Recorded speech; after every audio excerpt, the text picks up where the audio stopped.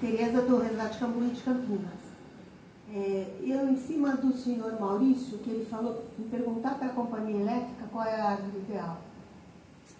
Enquanto a gente tiver essa visão na SBAL e aqui, a gente continua andando para trás.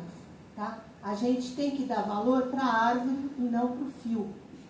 E aqui, toda vez que eu venho, tem discussão em cima de fio, querendo se sobrepor à árvore. Então, eu acho que para quem quiser xeretar sobre isso, tem um projeto horroroso da CPFL, que chama Arborização Mais Segura, onde o critério é de engenheiro elétrico dando as regras para a cidade.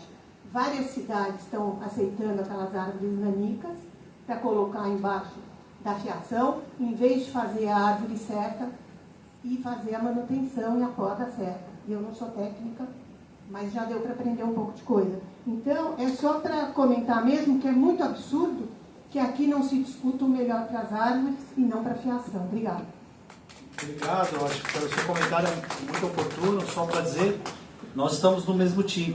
Desculpa, qual é o nome da senhora? Dona Tereza, nós estamos no mesmo time, tá? Só para a gente pontuar tudo muito claro. Eu acho que é importante a gente trazer esse tipo de debate na SBAL com exemplos, né?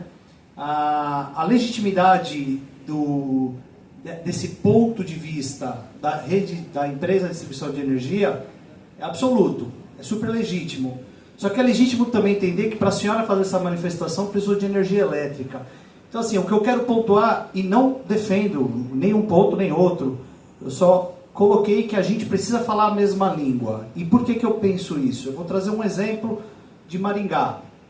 O meu xará lá, Maurício Bonesso, ele trabalha na prefeitura de Maringá e eles estavam planejando a expansão de um novo bairro. E a primeira coisa que ele falou, que ele fez, foi conversar com a rede de distribuição de energia. Por quê?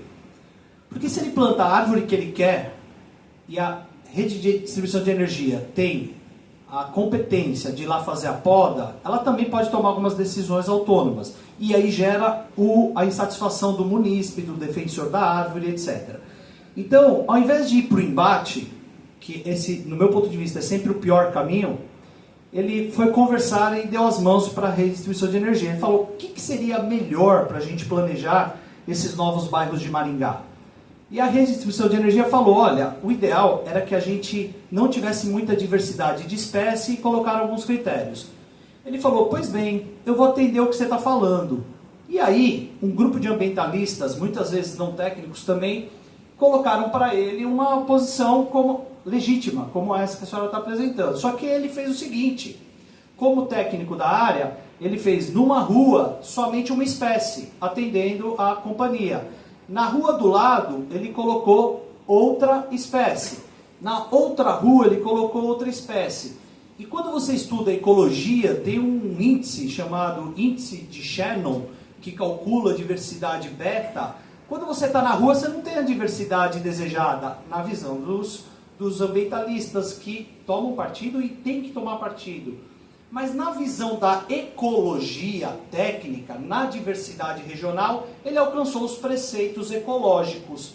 E com isso ele estendeu a mão e juntos fizeram um brilhante trabalho. Então, o que eu trago aqui como exemplo é o diálogo e a busca por solução conjunta e inteligente, para mim, me parece o melhor caminho. O embate, ele, para mim, muitas vezes é um atraso, embora exista a legitimidade dos dois lados. Então, não é que eu, assim, só corrigindo um pouquinho a minha fala na interpretação da senhora, não é que eu estou falando que é para a energia tomar conta. Nós estamos fazendo isso, essa plataforma, com um manual técnico da SBAL, feito por técnicos, profissionais, engenheiros agrônomos, biólogos, florestais. Só que é importante trazer para o diálogo porque há um conflito histórico, o professor Pedro apresentou aqui de pelo menos um século, e esse conflito ele tem que ter uma solução. Quando a gente pensa no Brasil, existem casos pontuais, como em Campinas, etc., pode ser legítimo. Mas a gente tem que pensar no bem-estar da rede de distribuição e, obviamente, daquilo que eu e a senhora amamos, que são as árvores. Então, esse é um ponto de vista que eu tenho sobre essa situação.